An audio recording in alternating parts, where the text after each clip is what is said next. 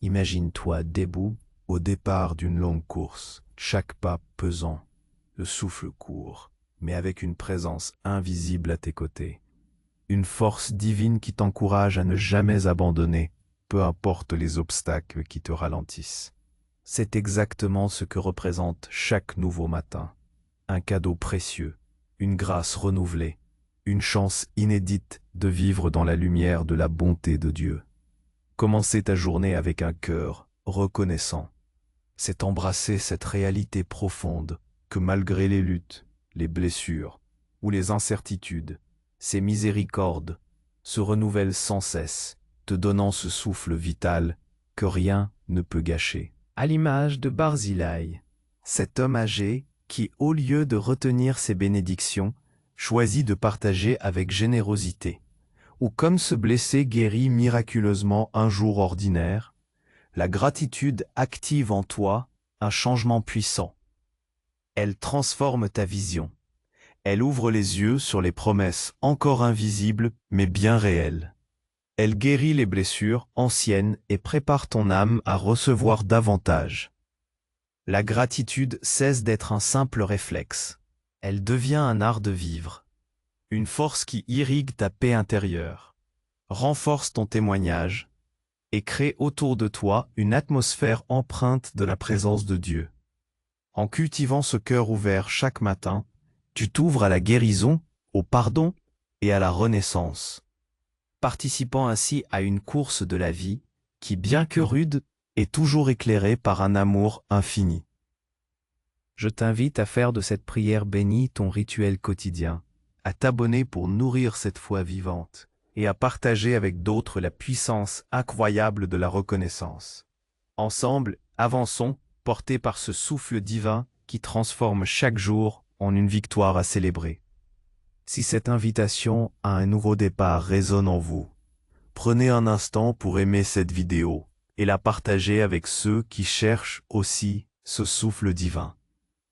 Nous avons évoqué cette gratitude qui cesse d'être un simple réflexe pour devenir un art de vivre, une force qui irrigue notre paix intérieure, renforce notre témoignage et crée autour de nous une atmosphère empreinte de la présence de Dieu. Mais allons plus loin ensemble, car la gratitude n'est pas qu'une douce émotion. Elle est une discipline spirituelle, une lentille à travers laquelle nous pouvons choisir de voir le monde. Un choix conscient que nous faisons chaque matin pour naviguer dans la complexité de nos vies modernes. Dans l'effervescence de notre quotidien, où le flux incessant d'informations, les sollicitations constantes et la pression de la performance peuvent facilement nous submerger. Il est si aisé de perdre de vue l'essentiel. Nous sommes souvent conditionnés à nous concentrer sur ce qui manque, sur ce qui ne va pas, sur les défis à surmonter. Les réseaux sociaux exacerbent cette tendance, nous invitant à comparer nos vies, souvent nos coulisses, avec les scènes parfaites que d'autres choisissent de montrer. Cette spirale de comparaison et d'insatisfaction est un voleur silencieux de notre joie, nous laissant dans une quête perpétuelle de plus, de mieux, sans jamais nous ancrer dans la richesse de l'instant présent. C'est ici que la gratitude intervient, non pas comme une négation des difficultés, mais comme une réorientation délibérée de notre regard. Elle nous invite à reconnaître que même au cœur des tempêtes, des îlots de bénédiction subsistent, des grâces discrètes qui, si nous prenons le temps de les observer, peuvent devenir des phares dans l'obscurité. C'est comme si nous choisissions de changer de filtre sur notre appareil photo intérieur, passant d'un mode défaut et manque à un mode abondance et grâce. Ce simple changement de perspective a des répercussions profondes sur notre bien-être émotionnel, mental et spirituel. Il ne s'agit pas de minimiser la douleur ou de nier la réalité des épreuves, mais de trouver la force et la lumière à travers elles, de reconnaître que même dans l'attente, dans la patience forcée ou dans le vide, il y a une leçon, une préparation ou une main divine à l'œuvre que nos yeux charnels ne perçoivent pas encore. La gratitude devient alors une ancre dans l'incertitude. Le monde moderne est un océan d'incertitudes, fluctuations économiques, Instabilité politique, crise sanitaire, évolution technologique rapide qui remodèle nos emplois et nos interactions. Dans ce tourbillon, comment maintenir notre cap? Comment ne pas se laisser emporter par l'anxiété et la peur? La gratitude nous offre un point fixe, en nous rappelant les constantes de notre vie, l'amour de nos proches, la beauté de la nature, la simple capacité de respirer, la fidélité de Dieu. Elle nous fournit un roc sur lequel nous pouvons nous tenir fermement. Elle nous dit, regarde ce que tu as, non ce que tu crains de perdre. Cette perspective est une puissance libératrice, nous permettant de nous engager dans l'action avec espoir, plutôt qu'avec la paralysie de l'inquiétude. Elle ne garantit pas l'absence de problèmes, mais elle garantit la présence d'une force intérieure capable de les traverser. Pensez à la capacité de la gratitude à cultiver une joie authentique, bien distincte de l'éphémère bonheur souvent lié aux circonstances extérieures. Le bonheur est comme la météo. Il dépend des conditions. La joie, elle, est une saison intérieure, un état d'être qui persiste même lorsque les cieux s'assombrissent. Cette joie profonde et durable, enracinée dans la gratitude, est un don divin. Elle découle de la reconnaissance de la bonté inhérente à la vie et de la souveraineté de Dieu, même quand son plan nous échappe. Quand nous sommes reconnaissants, nous ouvrons notre cœur à cette joie, qui n'est pas la conséquence d'une vie sans problème, mais la preuve d'une foi qui voit au-delà du problème, qui voit la main de Dieu dans le passé, le présent et le futur. C'est une joie qui nous permet de sourire non pas malgré les difficultés, mais au milieu d'elles, sachant que nous sommes portés par une force bien plus grande que nous. La gratitude est aussi un muscle spirituel. Plus nous la pratiquons, plus elle se renforce. Chaque merci prononcé ou pensé est une répétition, un entraînement qui affine notre capacité à percevoir la grâce dans les moindres recoins de notre existence. Cela commence souvent par les grandes bénédictions évidentes, la santé, un toit, la famille. Mais à mesure que ce muscle se développe, nous commençons à voir la grâce dans le détail. Le chant d'un oiseau au matin, le goût d'une tasse de café, un message inattendu d'un ami, la patience d'un collègue, l'opportunité d'apprendre d'une erreur. Ce sont ces micro-gratitudes qui, accumulées, transforment notre perception quotidienne. Elles nous rappellent que la vie n'est pas une suite de grands événements spectaculaires, mais une mosaïque de petits miracles, tissés par la providence divine. Cette transformation n'est pas seulement intérieure, elle a un effet d'entraînement, un effet de vague qui se propage dans nos relations. Quand nous abordons les autres avec un cœur reconnaissant, nous dégageons une énergie positive. Pensez à l'impact que peut avoir une parole de remerciement sincère dans un couple, au sein d'une famille ou dans un environnement professionnel tendu. La gratitude désarme la critique, apaise les tensions et ouvre la voie à la compassion et à l'empathie. Au lieu de se concentrer sur les défauts ou les manquements des autres, la gratitude nous pousse à reconnaître leurs qualités, leurs efforts et leurs contributions à nos vies. Elle guérit les blessures du ressentiment et de l'amertume, car il est difficile de cultiver la gratitude tout en nourrissant de la rancœur. Comme une douce pluie sur un sol aride, elle hydrate et revitalise nos liens, leur permettant de s'épanouir dans une atmosphère de respect mutuel et d'amour. La pratique de la gratitude envers ceux qui nous entourent est un acte de reconnaissance de la dignité et de la valeur de chacun. Un rappel que chaque âme est une création divine, digne de notre attention et de notre appréciation. Dans notre travail et notre appel, la gratitude peut métamorphoser les tâches les plus routinières en actes de service porteurs de sens. La démotivation, le burn-out et le sentiment d'être piégé dans un cycle sans fin sont des mots courants de notre époque.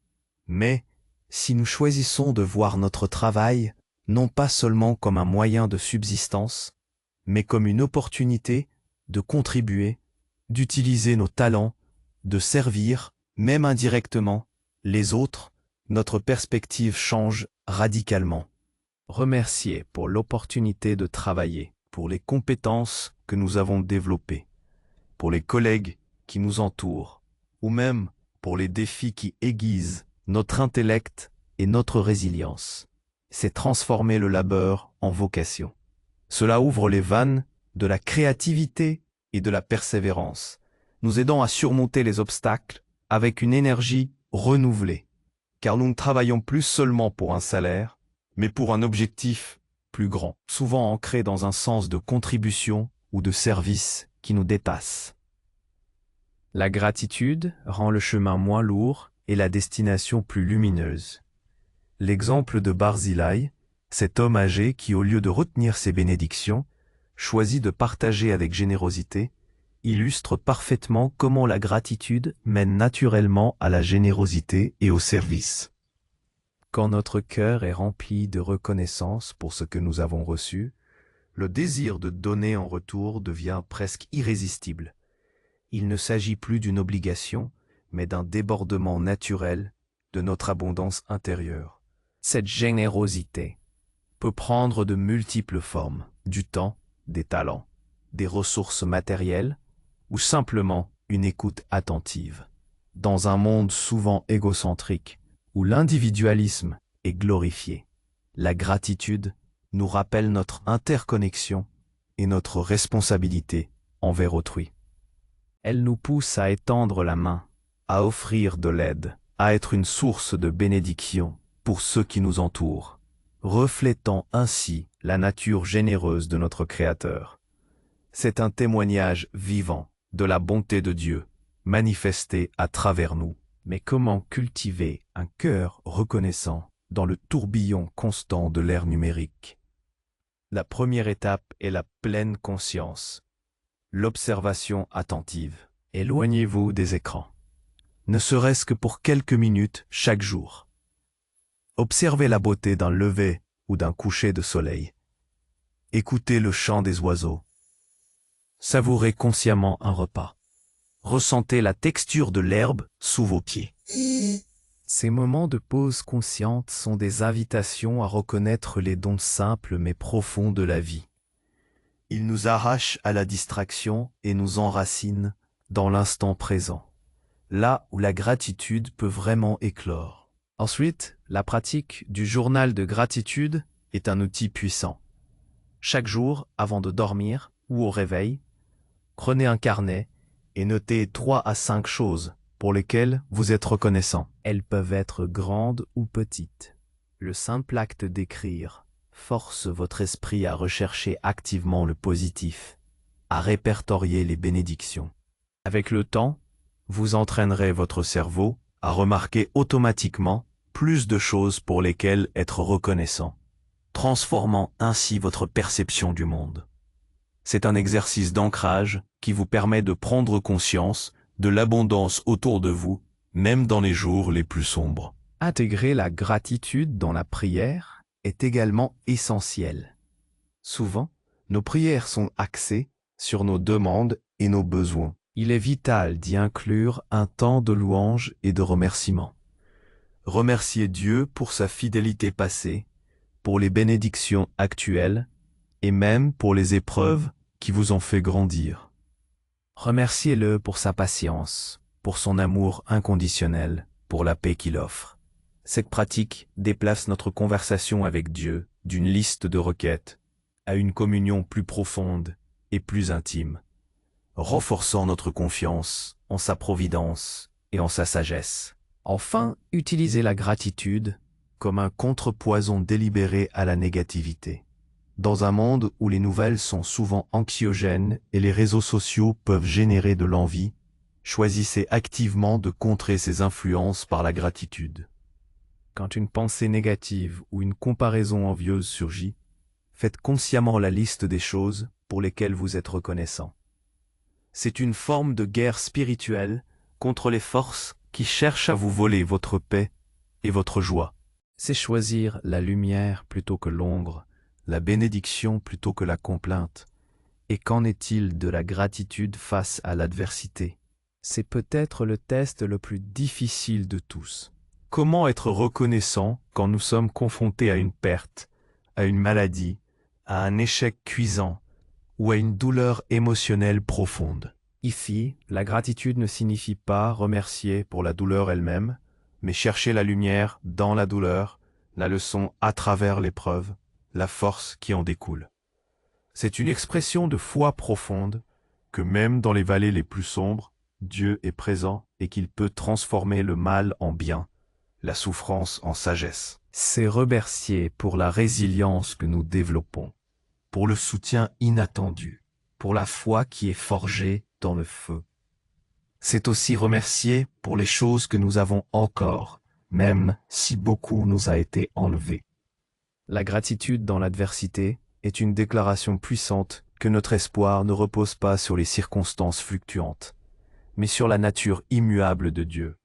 Elle nous permet de traverser les tempêtes, non pas en victime, mais en vainqueur, porteur d'une espérance qui ne déçoit point. En fin de compte, la gratitude est une voie vers la maturité spirituelle. Elle nous enseigne l'humilité, nous rappelant que tout don parfait vient d'en haut, nous libérant de l'illusion de l'autosuffisance. Elle nous conduit au contentement, nous permettant de briser le cycle incessant du désir insatiable et de trouver la paix dans ce que nous avons, plutôt que dans ce que nous convoitons. En nous connectant aux bénédictions, petites et grandes, la gratitude nous relie plus profondément à la source de toute bénédiction. Elle devient une ligne directe vers le cœur de Dieu, alignant notre esprit avec le sien, nous permettant de voir le monde à travers ses yeux, de ressentir son amour et sa sollicitude dans chaque aspect de notre vie. Chaque matin est un nouveau chapitre, une page blanche offerte par la grâce. La gratitude est l'encre avec laquelle nous choisissons d'écrire notre histoire. Non pas celle des peurs et des manques, mais celle de la confiance, de l'abondance et de l'amour divin. Elle est la clé qui déverrouille une vie de paix profonde, de joie durable et de connexion authentique, non seulement avec le monde qui nous entoure, mais surtout avec celui qui est la source de toute vie et de toute bonté. Alors, la question qui se pose à vous aujourd'hui est celle-ci. Êtes-vous prêt à embrasser pleinement cet art de la gratitude, à faire de chaque respiration une expression de reconnaissance, et ainsi à transformer radicalement votre perception du monde et votre relation avec le divin? N'est-il pas temps de choisir consciemment de voir la vie non comme une série de défis à endurer, mais comme une suite infinie de grâces à recevoir et à célébrer? Je vous invite maintenant à vous joindre à moi dans une prière sincère, tirée de la sagesse éternelle des psaumes, pour ancrer cette gratitude dans nos cœurs.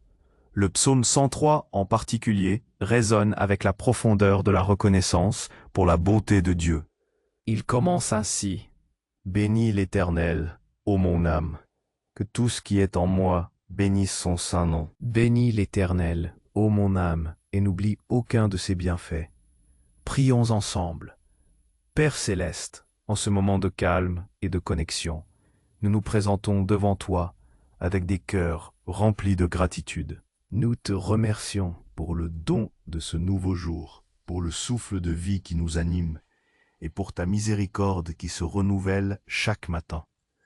Nous te remercions pour les bénédictions évidentes et pour celles qui sont cachées, pour les joies et pour les leçons tirées des épreuves. Ouvre nos yeux et nos cœurs, Seigneur, pour que nous puissions voir ta main dans chaque détail de notre vie, pour que notre gratitude ne soit pas un sentiment passager, mais un état d'être constant.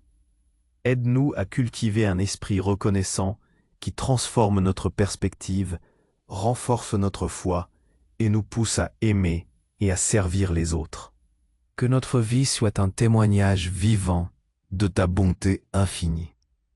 Nous déposons nos soucis et nos inquiétudes à tes pieds, te faisant confiance pour pourvoir à tous nos besoins et pour guider chacun de nos pas. Que ta paix, qui surpasse toute intelligence, garde nos cœurs et nos pensées en Jésus-Christ. Amen. Si cette prière a touché votre cœur et vous a apporté un moment de paix, n'oubliez pas d'aimer cette vidéo et de laisser un commentaire ci-dessous pour nous dire ce pourquoi vous êtes reconnaissant aujourd'hui. Votre partage inspire notre communauté.